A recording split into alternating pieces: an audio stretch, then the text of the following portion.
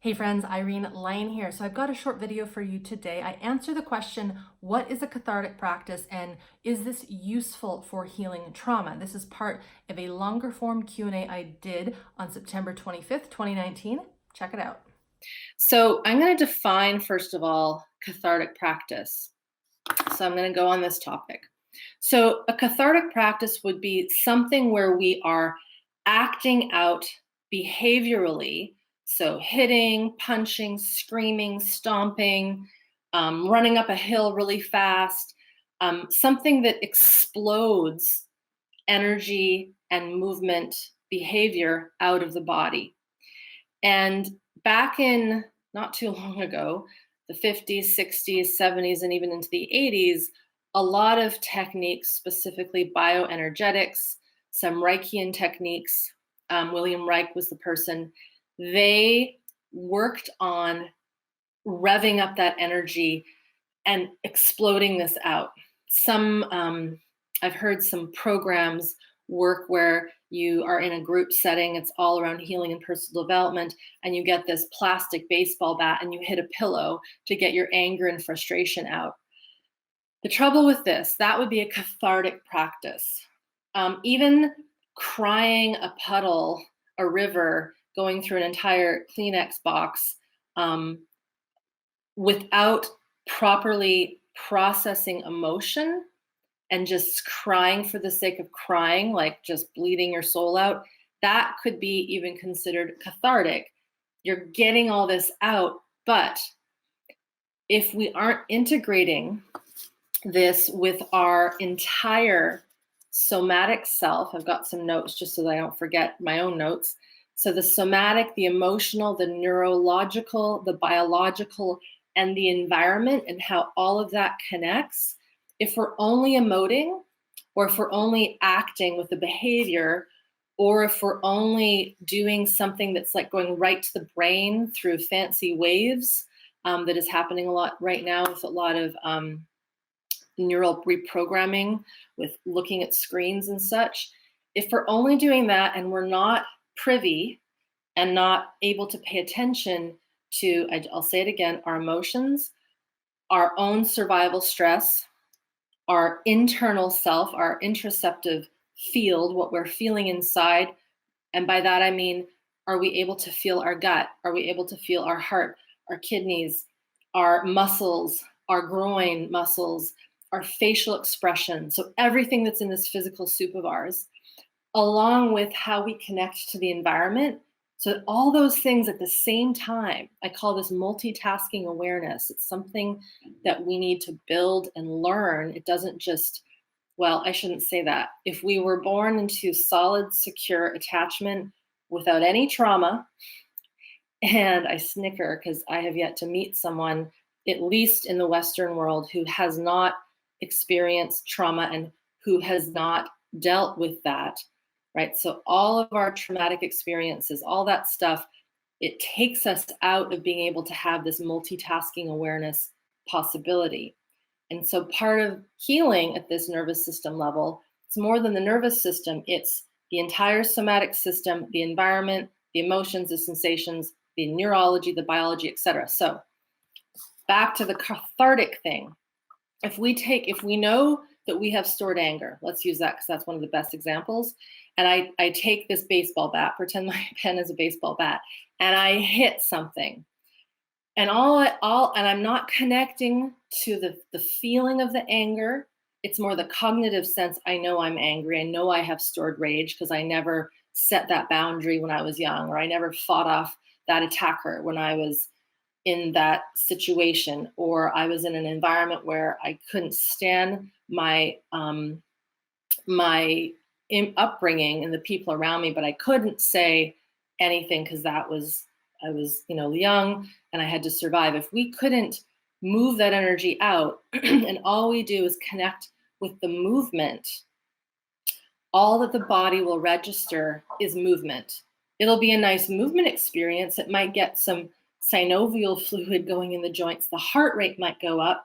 We might release some endorphins, right? The chemicals that come out when we move and we do intensity.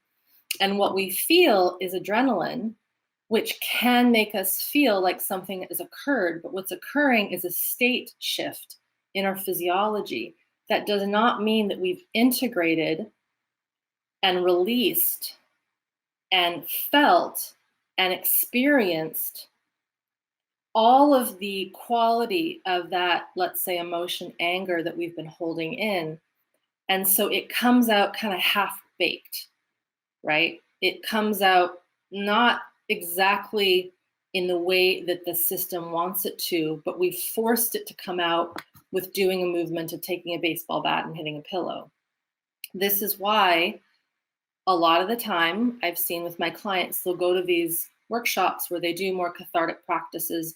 Even breath work in our world can be considered cathartic if you are not processing and stopping when need be. So I'll give you an example.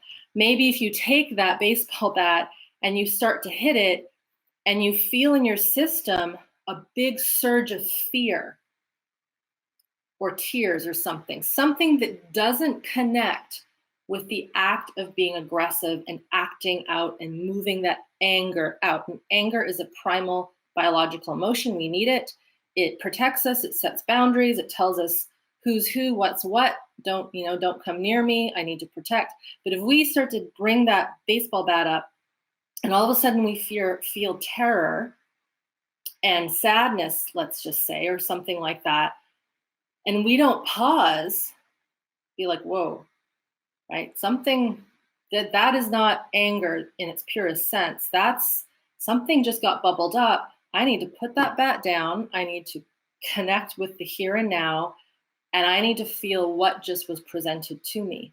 If you think about an animal in the wild, if they are protecting their territory and starting to roar, Mr. Lion doesn't say, oh, I feel so bad that I'm about to protect myself and I feel shame and, oh, I'm so terrible.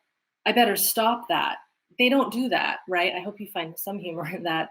They roar. There's no internal voice that's saying, oh, we shouldn't do that. But humans, us, all of you guys, we have this higher brain that has not yet evolved into knowing how to be with these animalistic and survival-based impulses. And so to take a bat and just get someone to hit and have them not be able to discern and feel and code and notice and pause and stay connected and feel the breath and all these things, if we cannot go through that in a matter of, it's not even a split second, it's before it even occurs, it's so quick because it's at the biological level, we run the risk of bypassing. So this is how we would say spiritual bypassing, but it's more than spiritual bypassing, it's biological bypassing. If we do that, we aren't properly integrating that trapped anger. I use the term anger because usually we connect cathartic practice with stored rage and aggression and anger, but it can be any emotion. It could be laughing. Someone that has been super sad and really upset and depressed because of stored traumatic stress, and they're literally in a biological depression, we can say to that person, watch this funny movie and just laugh. If you just laugh, you'll feel better. Now, sometimes that can work, without a doubt. And there's nothing wrong with watching a funny movie. But if that's the prescription, I know that there's some practices, I think laughing yoga is a thing, like laughing situations where we get people to laugh and giggle. Again, there's nothing wrong with that. But if it's not a genuine expression of true laughter and joy, we're not doing the step-by-step approach of building capacity in the person's nervous system and somatic system so that they can feel natural, organic laughter and joy, or maybe it's sadness, or maybe it's anger.